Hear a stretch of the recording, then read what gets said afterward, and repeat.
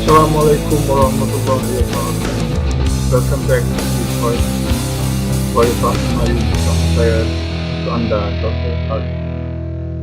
Dalam siri ini, kita akan mengasah kemahiran membaca kita dengan mengenal tanda bahasa ataupun recognition of language cues. Latihan yang kita akan buat ialah daripada buku Tiara 3, We Didn't Mean to Go to Sea by Oxford Holmes Library. Dan anda boleh membaca dan buat latihan ini sendiri dahulu. You can pause this video and then try to do the exercise and then you can check the answers as we go through the page. Okay, so dalam perenggan pertama ini kita lihat Kitty cried. So ini adalah dialog Kitty. So you can say, if you want to report, Kitty cried that the boat was coming straight for them. He is all alone. Probably the captain was all alone, and probably the boy was his boy. So this is again cried person. This is a dialogue. So John, what did John do? Row away, kayuh, pergi. From the black boy in the water. So in the water ini adalah satu sifat ataupun prepositional phrase yang menjelaskan boya. Dia bukan menjelaskan row away. So ini adalah satu sifat bagi boya. And they, mereka, was what? Watch. Mereka watch. Mereka watch the boat lah. As the little yacht came towards them. So they watched.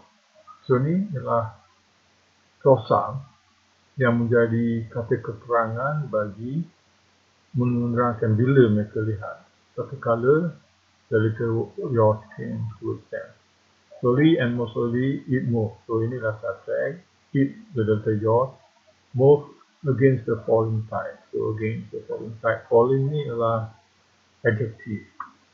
Kita akan membincang bagaimana membina perkataan seperti ini. Suddenly, the young man buat apa? Ran ke mana? Forward and reached down, mencapai. Reach down ini binaan dia sama juga dengan row away. Ini adalah preposition tapi diguna sekali sebagai satu perkataan. Reach down, mencapai, membina perkataan baru. Reach, sampai. Tapi reach down, mencapai, to catch. Reach down what? To catch what? The top of the buoy. So ni to catch ni adalah noun. To infinity, tapi dia berfungsi sebagai noun. The top of the buoy, but just at that moment, pada masa itu, what? The yacht stopped. And immediately, the tide began what? To carry what? The little boat. Where? Down the river. So to carry the little boat. Where? Down the river, away from the buoy. So from the buoy ni beritahu away. Down the river, beritahu began to carry. To carry the little boat, to carry down the river. The young man looked around. Who? The young man did what? Look where? Around. How he shouted. Then this is what, can you fix a rope to that boy? Oh sir, shouted John, and a moment later the rope flew through the air. To the baling kali untuk John tangkap. John buat apa? Caught it and gave the end to Roger. Pass the rope through the eye on top, Roger. Aye sir, said Roger, and in a moment the rope was tied safely to the boy. The young man immediately began to pull the rope. Began what? Began to pull what? The rope. How? Very hard. And the goblin stopped, moving down the river with the tide. So this moving down the river is an adjective menerangkan pasal moving. Moving is not a verb, mean noun. Stop what? Stop moving. Moving where? Down the river. So this down the river with the tide modifies moving. Very soon, she refers to the boat goblin, safely moored to the buoy. That was very good work. Thank you very much, said the young man. I'm glad you know how to tie a rope. So this young man is probably the captain of the boat. Father taught us, said John. He's in the Navy. Lucky for me, said the captain of the Goblin to refer to this young man. You saved me from getting into real trouble just then. He began to pull away all the seals and ropes and to make everything steady. Would you like to help? Would you like me to help you put everything away? Okay, so kita tengok ayat yang diguna dalam petikan tadi. John row away. Daripada mana? From the black warrior in the water. So in the water describes warrior. The black describes warrior.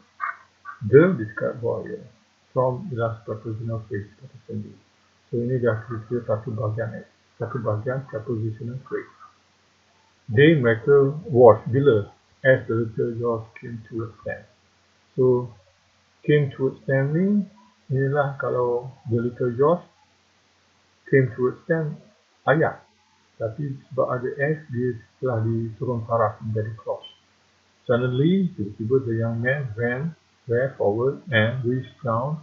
Reach down ni dia kira satu perkataan mencapai to catch what? The top of the buoy. The tide began what? To carry what? The little boat ran down the river. So to carry the little boat, to carry down the river, to carry away from the buoy. Baik, kalau kita tengok ayat the John go away from the black boy in the river. Subject, predicate, cerita semua ni, cerita. John, buat apa? Row. John row ke mana? Away. Where? John row away ke mana? From the black boy in the river. Okay. So, kalau kita buat soalan, John did row. Kalau kita nak tegaskan ayat ini. John memang mengayuh. Did John row? Yes, he did. Did John go away? Yes, he did. Did John row away from the black boy in the river? Yes, he did. Kita nak ni where? Where did John go away from the black boy in the river? Ayat yang kedua, they watched as the little George came towards them. Who did what when? So, who they did what was when as the little George came towards them. So, bagaimanakah klausa ini dibina? The little George came towards them ialah ayat, tapi apabila S diletak kat depan, ayat ini terus menjadi klausa ataupun bahagian ayat saja. Dia tak boleh jadi satu ayat, dia cuma boleh jadi bahagian ayat. So they watch sebab dia hanya menjawab bila. Dia tak jawab buat apa. Dalam ini, ayat ini menjawab siapa, apa, buat apa. Dari little George buat apa? Came towards them. Tapi dalam ayat ini, dia tidak menjawab siapa buat apa, tapi dia hanya buat bila. Bila as the little George came towards them. Ayat seterusnya, the tide began to carry the little boy. Kalau kita pecahkan ayat ini, dia menjadi buat apa. The tide harus buat apa?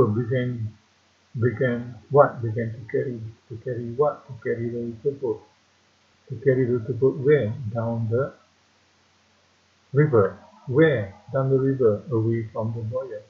So, daripada ayat yang panjang, kita boleh pecahkan ayat-ayat ini untuk kita lebih memahami ayat. So, ini adalah tanda-tanda bahasa yang kita mesti menguasai untuk membina kemahiran membaca yang lebih berkesan.